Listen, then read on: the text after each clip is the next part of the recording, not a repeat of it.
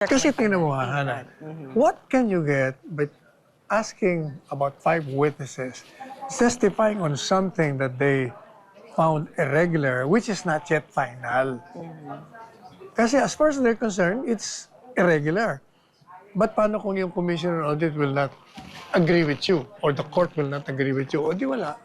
Di nagsayang lang tayo ng oras. And money. Money, lahat yan. Pati waste of time. O kaya doon, nakakatulog tuloy ako sa boredom. But I have to be here because I really have to monitor it. Marami nang ayaw manood eh. Siguro pag nag-survey, tingnan natin kung may nanonood pang ganun kasing dami nung nagsimula ito. Attorney, ano pong masasabi niyo? What is your assessment? Ano bang napatunayan ng prosecution sa ginawang direct examination doon sa state auditor? Nakatulog yata ako eh. Hindi, alam mo ang punto ko, hindi ko maintindihan.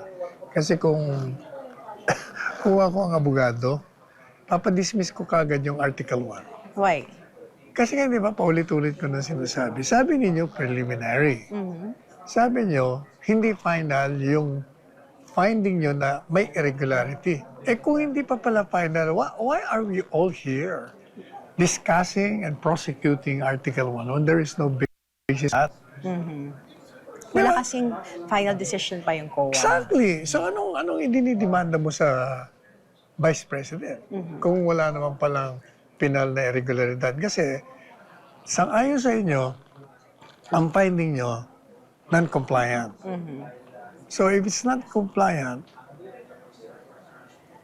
subject to review. Yung decision nyo, kasi nasabi nyo yung preliminary. Para sa depensa, hindi, compliant kami eh. Pero pinagpipilitan, hindi, kasi ang interpretasyon nila, hindi kasama yon. O ang interpretasyon ng depensa, hindi naman kailangan eh. So madalit sabi, yung issue yon, tatalakayin pa yan. Kaya nga may review. Pupunta ka sa commissioner on audit. Pag nanalo ka doon, nanalo prosecution, tatakbo ka na naman sa taas. O so madalit sabi, bakit tayo nagbibista? Dapat itong Article 1, i-dismiss na yan. So dapat hintay muna natin yung final Exactly. decision ng COA dito sa lahat ng allegations. Kasi lumalabas, nag-appeal na pala eh. Yes. Oo. Nakabinbin pa. Sinasabi niya pa nga, under evaluation. Yes. Tapos paulit-ulit, hindi final. Eh, what are we doing here? And she even said naging compliant ang Huh? the witness also stated na compliant yung DepEd but open for na pwedeng i-reopen daw ulit yung ginawa nilang auditing kung may basis daw po. It only show na talagang hindi penal. You get the point? No? Di binabalidate mo lang yung sinasabi ko. And the style of the prosecution No, mabuti binanggit mo yan. Nabubwisit presenting ako sa all the kanya. acknowledgement receipt, stating all the names and the last names. Hindi lang yun. Alam mo, marami siya mga snide remarks. Meron And the siyang mga snide remarks dagdag na also. mga, may Superman pa siya, meron pa siyang salad. Alam mo, mahilig itong paporma pa. Kung ako ang presiding officer, kinontempt ko na matagal yan. Kung pakulong mo muna yan, saka na, pag na himas-masa sa kanya, ibalik sa akin yan. Dapat ganun eh. Wala eh, itong kaibigan mo, talagang malapit ko na ilagay sa sandwich. Palaman. Baka gusto naman niya maging patas lang. Jesus Marios, hindi patas eh. Hindi ba? It only shows his ignorance or his bias. Either or. Kasi you have been emphasizing for this past few days ng impeachment trial court na walang finality. The non-basis of this article, wala eh. Yeah. Kasi you will only sue if you have a final decision of irregularity on a government agency. Kasi, as far as they're concerned, penal na to sa atin. Eh, merong review eh. But my question is, Attorney Sal, with that in mind, nung pinopoint mo, and pipinayagan na magkaroon ng impeachment for that article po, at present ng mga acknowledgement receipt, at pinapakita dun sa public, ano bang gusto nilang ipakita sa public na magkaroon ng trial by publicity with only showing all Yun these nga. receipts na wala pa namang finality? Yun eh. Sinisiraan nila itong si BP Sara na non-compliant, kesyo, kung ano-ano, paninira lang talagang ginagawa eh. Eh, kayo na nga nagsasabi na hindi pa kayo sigurado kung yung finding nyo, i-affirm o hindi. Eh, bakit yung inilalabas yan? But with the buong araw na to na nagsalita at direct examine ni Attorney Kapunan, yung state auditor, napatunayan ba niya na nagkaroon ng misuse ng confidential funds ang Vice President, ang parehong office ng OVP at ng Department of Education? Wala nga eh. Kasi nga, babalik ulit tayo doon. Hindi nga pinal yung finding mo eh. So ano bang ginagawa pa natin? Kailangan ipinal nyo muna sa kayo magdemanda. So walang basis at all yung mga sinabi Wala. niya na that the possibility na nagkaroon ng misuse for the personal. Yun ang sinasabi nila, may misuse. But sila rin ang nagsasabi, pero hindi pa final itong aming sinasabing misuse. Oh, bakit mo sinisiraan si Vice Presidente? Eh, may technicality din kasi sinabi din dun sa earlier report, di ba? Na? Presenting dun summary po, ng report po na present kanina na nagkaroon sila ng disbursement ng ganitong date, hindi pa nare-release yung confidential funds. Dun sa Saan sila kumuha ng pera ng Ay, yun nga tinatanong ng Kaya dinedisallow doon ng COA. Ibig sabihin, naggastos muna tapos parang reimbursement.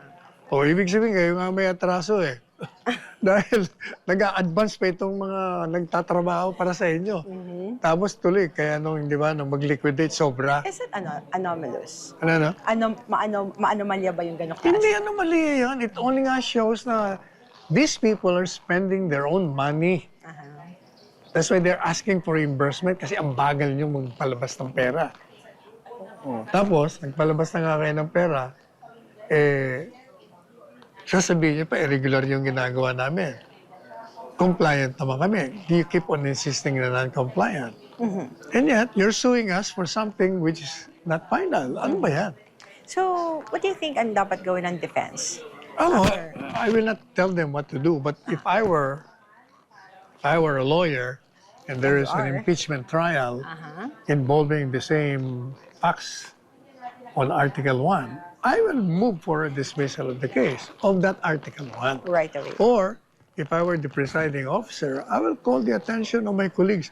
Why are we doing this? Walang basis ng article, i-dismiss natin to. Di ba? And stop O wasting. di, gusto niyo, i-file niyo after.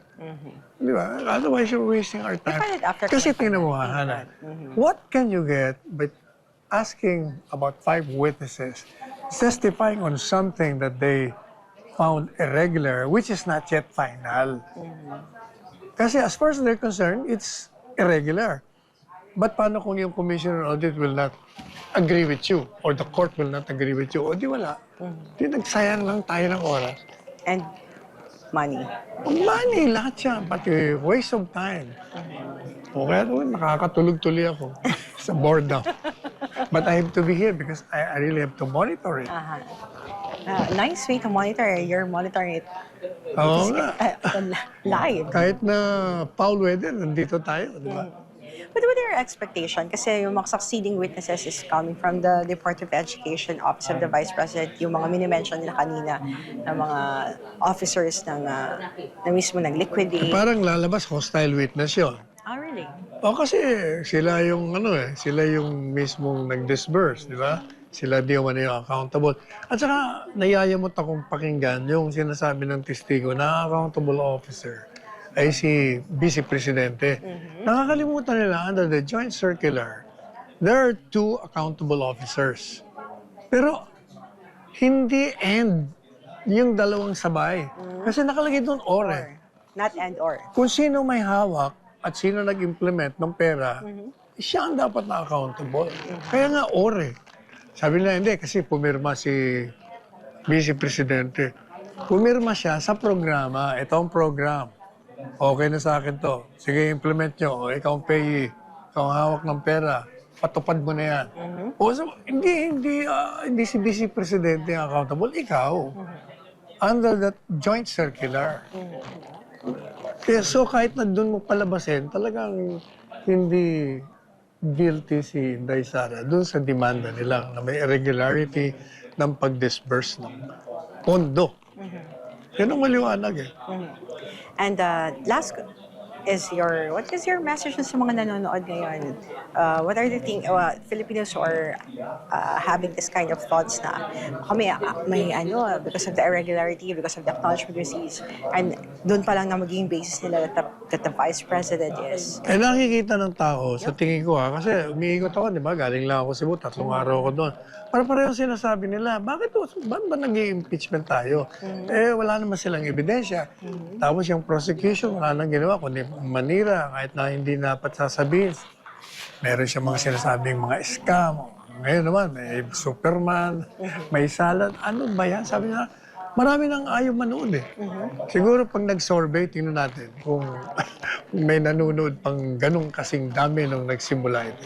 At according to the latest survey of Octa Research, ang sinabi nila is, sa karamihan ng mga Pilipino ay nagsasabing, hintayin muna nila kung ano yung magiging kahihinat na ng impeachment trial before they judge or decide na guilty nga si Vice President Sara Duterte. Kasi 25% yung gusto siyang i-absuelto. Tapos 21%, hindi, 21%. Basta mas mababa yung conviction eh. Yung natira, magdi-decide daw sila. Pero kung nanonood sila, palagay ko, by this time, nakadesisyon na sila na wala. Lalong-lalo na kung nakikinig sa atin. Dahil pinapaliwanag na wala akong basis eh. Yung Article 1. O, pati Article 4, wala rin basis yun.